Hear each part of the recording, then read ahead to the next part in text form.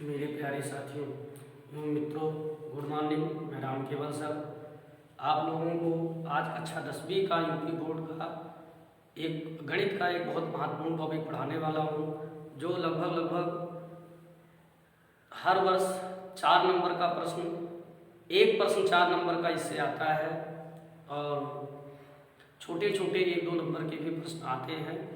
इस टॉपिक का नाम है वृत्तखंड एवं त्रिज्यखंड का क्षेत्रफल। वृत्तखंड एवं त्रिज्यखंड का क्षेत्रफल। तो सबसे पहले हम लोग समझेंगे कि ये वृत्तखंड क्या है, ये त्रिज्यखंड क्या है।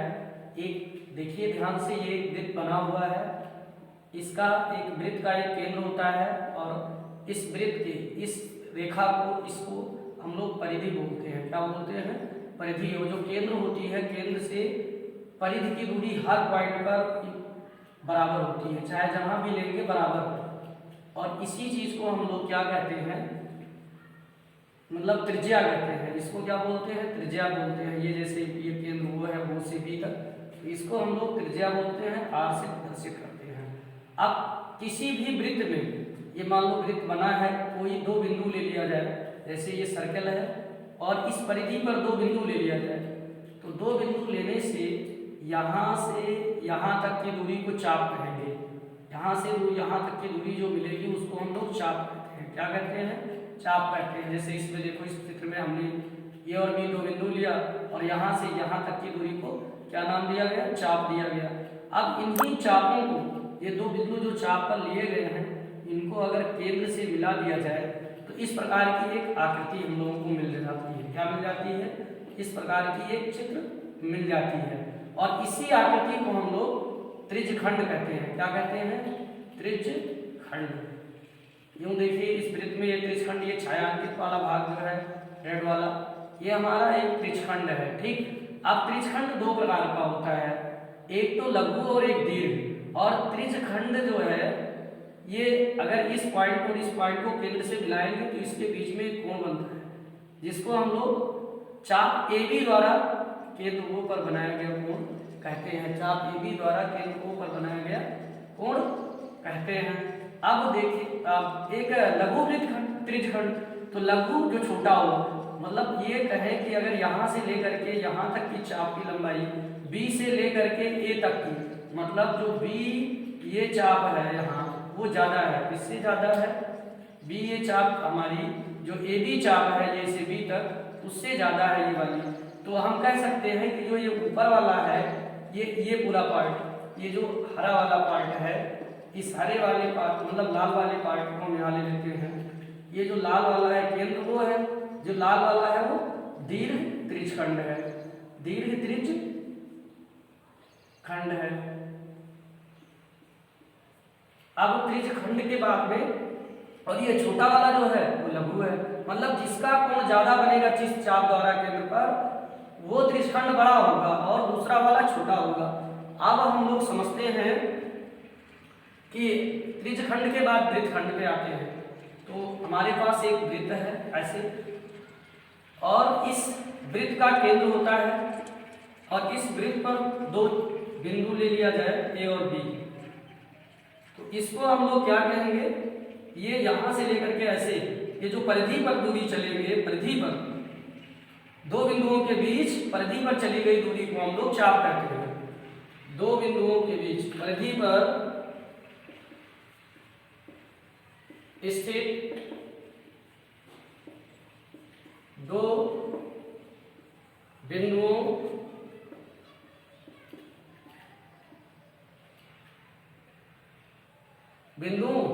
पर चली गई दूरी चाप कहलाती है। मतलब हम लोग चलेंगे कहाँ? जैसे परिधि पर ही चलेंगे, ऐसे ऐसे, तो ये परिधि पर चलते जाएंगे ऐसे ऐसे ऐसे, तो ये यहाँ से यहाँ तक की लंबाई को हम चाप कहेंगे। और हम लोगों ने यहाँ देखा कि अगर इसको केंद्र O से मिला दिया जाए तो ये एक त्रिज्यखंड बन जाएगा। और अगर इस 2 बिंदुओं को किसी भी वृत्त में चाप पर स्थित 2 बिंदुओं पर, 2 बिंदुओं से रेखा को मिला दिया जाए तो इसको हम लोग कहते हैं जीवा। इस रेखा को AB को क्या कहेंगे? जीवा कहते हैं। AB को हम लोग जीवा बोलते हैं। उसके बाद में ये केंद्र पर बना कोण है थीटा होगा।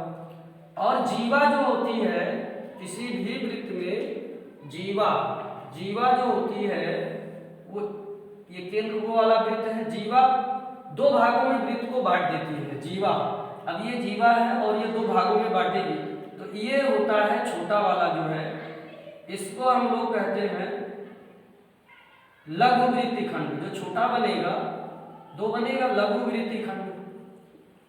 और इधर वाला ये ऊपर वाला जो सफेद पार्ट है ये दीर्घवृत्त खंड है, दीर्घवृत्त खंड है।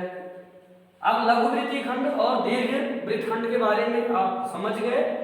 अब अगर किसी वृत्त में कोई रेखा केंद्र से होकर के गुजरती है और परिधि को दो पॉइंट बिंदुओं पर काटती है, तो इसको हम लोग व्यास कहते हैं। क्या कहते हैं? व्यास कहते हैं। और ये यहां से लेकर के यहां तक की दूरी त्रिज्या r है। तो अब यहां से लेकर के यहां तक r, यहां से यहां तक r, और जो व्यास होती है वो इस त्रिज्या की दूरी होती है। तो व्यास बराबर त्रिज्या गुणे दो।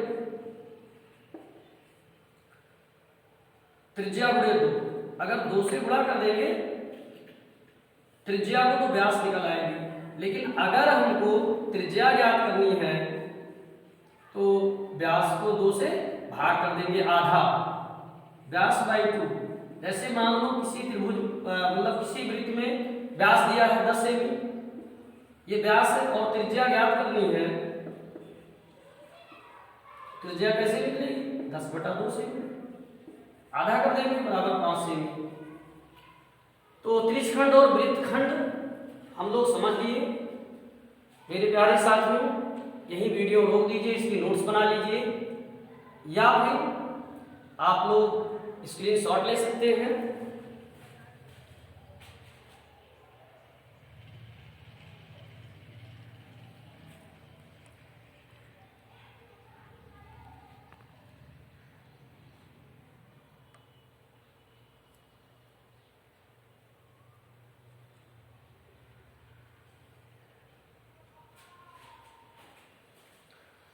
चलो, अब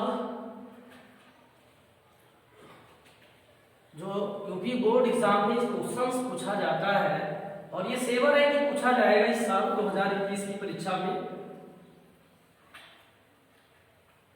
परीक्षा पोस्टपोन हो गई है, उससे हमें परेशान होने की जरूरत नहीं है, क्योंकि जिस प्रकार से कोविड-19 एक महामारी बन करके आई है, तो उसके सामने परीक्षा बाद में हो जाएगी, लेकिन पहले हम लोगों को इस महामारी से निपटना है, उसके बाद एग्जाम देना है। अब आगे देखते हैं। चलो, इसमें तो जो क्वेश्चन पूछा जाएगा, मतलब जो इससे वृत्तखंड और त्रिज्यखंड के क्षेत्रफल से, अब इसका क्षेत्रफल देखते हैं। तो जो त्रिज्यखंड का क्षेत्रफल होता है वो क्या होता है, ये चीज समझना है। ये हमारी सर्कल है, और इस सर्कल द्वारा ये दो बिंदु लिए गए हैं, ये और बी। इसके द्वारा इसके केंद्र पर बनाया गया कोण जो है वो थीटा है।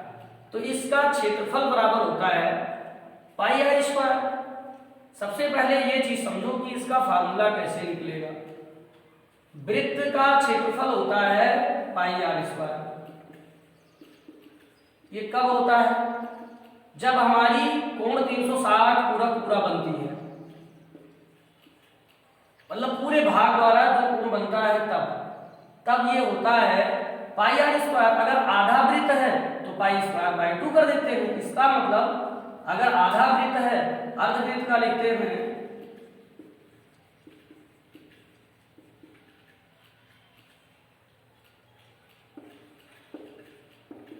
पाई आर स्क्वायर बाई 2। इसका मतलब जब केंद्र पर कोण 360 अंश का बन रहा है तो पाई आर स्क्वायर, और जब कोण 180 अंश का बन रहा है तो उसका आधा, मतलब 180/360। हमको ये पता करना है कि कौन सा भाग है। जैसे यहाँ जब अर्धवृत्त किया गया तो आधा भाग हो गया वृत्त का, तो 2 कर देंगे। और ऐसे अगर यहाँ कोण थीटा बन रहा है तो कैसे पता लगेगा कि कौन सा भाग है वृत्त का? तो इसके लिए पूरा 360 होता है, पूरा कोण 360। अब कितना अंश का कोण आपके चाप द्वारा बनाई गई है त्रिज्यखंड में, उसको ऊपर कर दो। जैसे यहाँ 180 बनाई गई तो 180/360 करने पर बट 1/2 आ गया ना। तो ऐसे जो कोण बनेगा उसको 180 की जगह पे हम लोग रख सकते हैं, ये हो जाएगा θ/360। अब हमारी जो मतलब वृत्त का क्षेत्रफल है पाई आर स्क्वायर, तो त्रिज्यखंड का क्या होगा, ये उतनवा भाग हो जाएगा। जैसे पूरा है तो 1 से गुणा, आधा है तो 1/2 से गुणा कर दिए इसमें। अब जितना भी होगा तो इसका मतलब ये हमारे वृत्त का भाग है। अगर ये वृत्त का भाग है तो जो भी भाग है उसको हम लोग क्या कहेंगे, इतना से गुणा कर देंगे, तो निकल आएगा त्रिज्यखंड का क्षेत्रफल।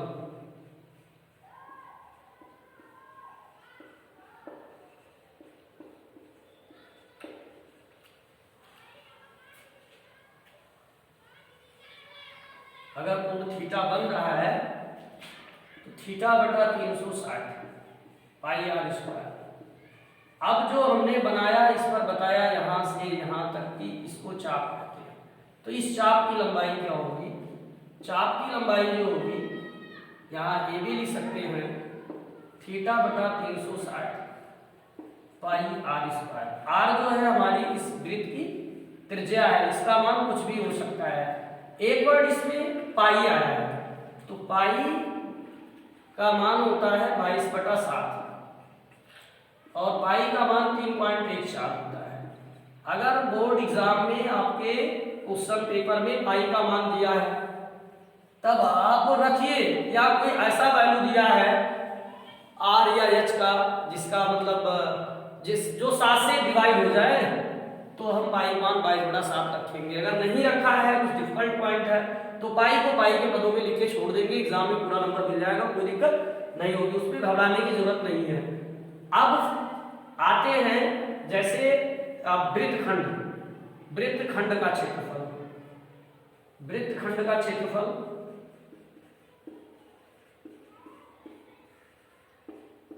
का क्षेत्रफल देखेंगे तो वृत्तखंड के क्षेत्रफल जो आता है वो केंद्र पर जो बनेगा कोण, जो एंगल बनेगा वो पूछेगा 60 अंश से संबंधित या 90 अंश से संबंधित या 120। इससे कुछ ज्यादा आपके क्वेश्चन पेपर में नहीं आएगा, क्योंकि जो बोर्ड ने नई सिलेबस उपलब्ध कराई है उसमें ये लिखा है, तो इससे ज्यादा नहीं पूछा जाएगा।